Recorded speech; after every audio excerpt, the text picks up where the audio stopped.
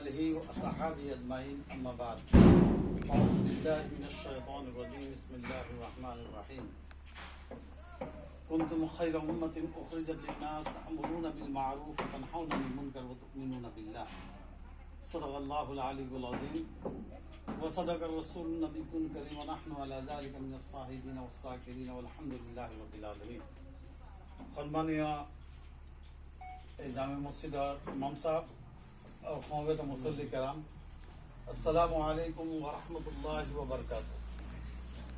আল্লাহ সুবহানাহু ওয়া তাআলাৰ অশেষ কৰোণা যে সৰু কালৰ পৰা হোজ যেতিয়াৰ পৰা চম্ভালিছিলোঁ তেতিয়াৰ পৰা আপোনালোকৰ গাঁৱৰ নাম শুনি আছিলোঁ। কিয় কাৰণে আপোনালোকৰ গাঁৱৰে মই পৰিচয়টো দি দিওঁ। মোৰ নাম ইছফাকুল হুছেইন, ঘৰ তেজপুৰ টাউনত। আমাৰ মুছলিম হিচাপে ক'লে সংগঠনৰ নাম মোৰ অৰিজিনেল জামাত ইছলামী হিন্দ বুলি যিটো অল ইণ্ডিয়া এটা সংগঠন আছে, জমিয়ত এটা আছে জামাত ইছলামী। জামাত ইছলামী হিন্দৰ আপোনাৰ 17খন ডিষ্ট্ৰিক্টৰ দায়িত্ব মৰকজৰ পৰা দিছিলে। তাত আপোনাৰ মৰিগাঁওখন আগতে মোৰ নাছিলে, যোৱা 4 বছৰ মৰিগাঁও, নগাঁও এইটো চাইড। এইবাৰ এইটো অঞ্চলো দিলে।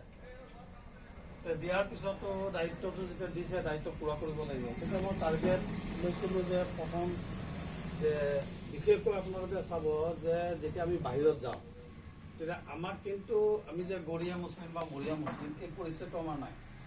মই মছজিদত থাকি গৈছোঁ। মোক এইবাৰ দিল্লী যাওঁতে ক্লাবটোতো বাংলা ভাষী মুছলিম নাই, মই ক'লো নাই এইটো আছামিজ মুছলিম।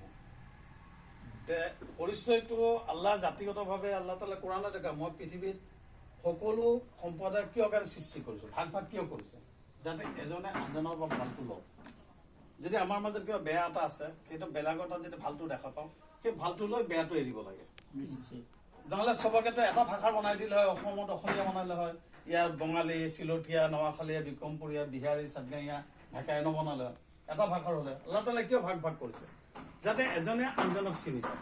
আৰু সকলোৱে আকৌ মাতৃভাষা আল্লাহ তাআলাই কি কৰিলে বেলেগ বেলেগ দিলে নে নাই। চৰকাৰী ভাষাত ধৰক আমি অসমত অসমীয়া লিখি, কিন্তু মাদাৰ লেংগুৱেজ কিন্তু আমাৰ বহুতৰ বেলেগ বেলেগ, হয় নে নহয়? এতিয়া চিলঠীয়াজনে ঘৰত চিলঠীয়া ভাষা পাতিব, বাংলা ভাষীয়ে বাংলাত কথা পাতিব, ঢাকায়ে নিজৰ ঘৰত যেতিয়া গোট খাব তেতিয়া ঢাকাইত কথা পাতিব, আমি খাৰখোৱাই খাৰখোৱাত কথা পাতিম, হয় নে নহয়? এতিয়া আমাৰ মাজত আকৌ ভাগ আছে, বৰপেটীয়া, নলবৰীয়া আৰু আমাৰ উজনিৰ ভাষাটো বেলেগ।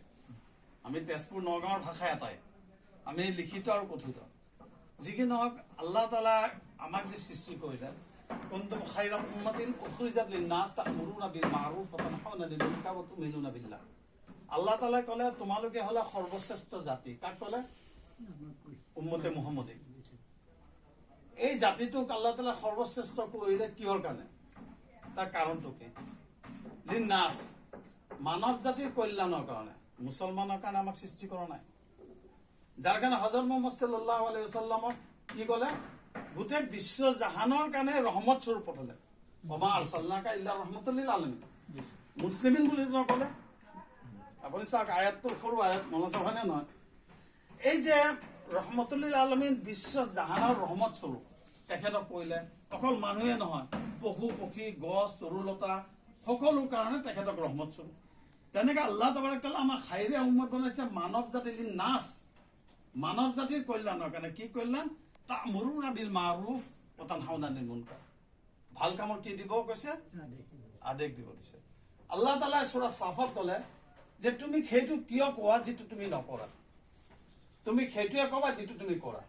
আজি আমাৰ সমাজ ব্যৱস্থাটো চেডিল বেডিল হৈ গৈছে না। আজি আমি খাইৰ উম্মত হৈ আজি আমি খাইৰ উম্মতৰ কাম কৰিছো না? আজি আমি কৰা নাই।